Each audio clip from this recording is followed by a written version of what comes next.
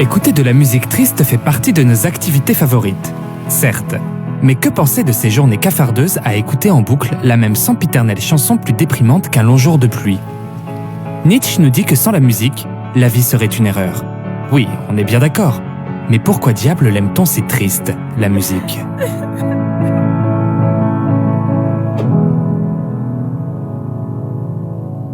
Dans le top 10 des chansons les plus écoutées au monde, on retrouve Hotel California des Eagles et Alléluia de Leonard Cohen, dont la version originale ou l'une de ses nombreuses reprises sont particulièrement prisées des Allemands. Chez les Français, Ne me quitte pas et Non je ne regrette rien restent des indétrônables. Et l'Europe tout entière aime remuer le couteau dans la plaie en écoutant La Solitudine de Laura Pausini. La solitudine. Emmanuel Bigan est chercheur en psychologie cognitive. Avec le Rolling String Quatuor, en chaussettes, dans son labo pour l'occasion, il organise pour nous un petit concert afin que l'on comprenne bien les effets des chansons tristes sur notre cerveau. Le premier truc à savoir, c'est que les chansons joyeuses sont le plus souvent écrites en mode majeur, qui donne un côté guilleret, léger, allègre aux morceaux écoutés.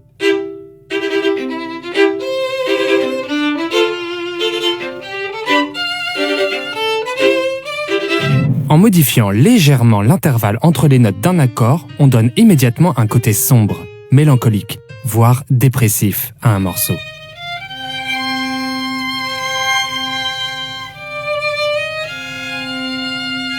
C'est le mode mineur.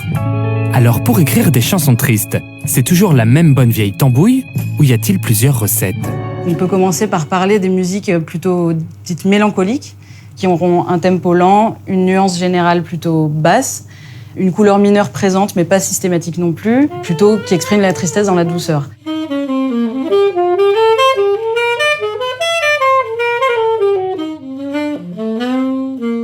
Après, il y a une autre catégorie qu'on peut identifier où c'est vraiment des chansons très tragiques, très déchirantes, qui cherchent un pic d'émotion très fort chez l'auditeur et qui vont être caractérisées du coup par un tempo plus rapide, une nuance générale du morceau plus forte.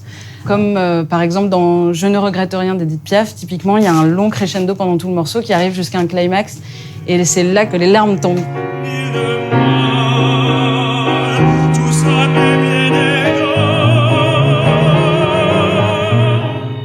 D'accord, mais pourquoi écouter la même chanson déchirante en boucle?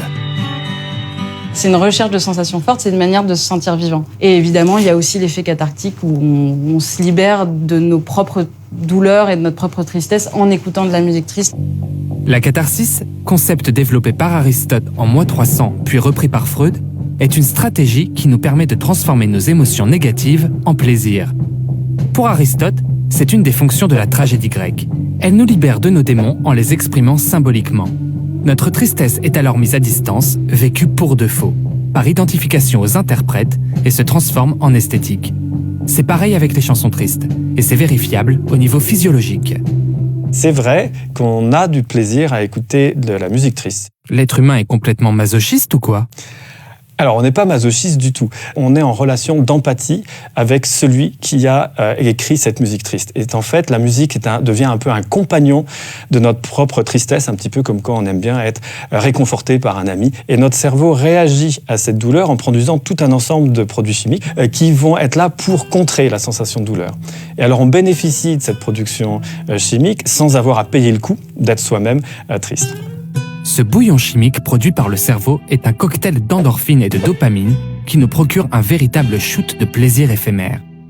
Mais il y a aussi de la prolactine, une hormone sécrétée par l'hypophyse qui fonctionne comme un long câlin réconfortant. Pas de doute, les chansons tristes ont vraiment le don de nous faire du bien.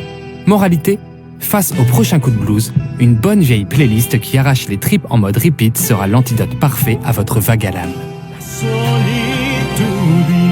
tra noi, questo silenzio del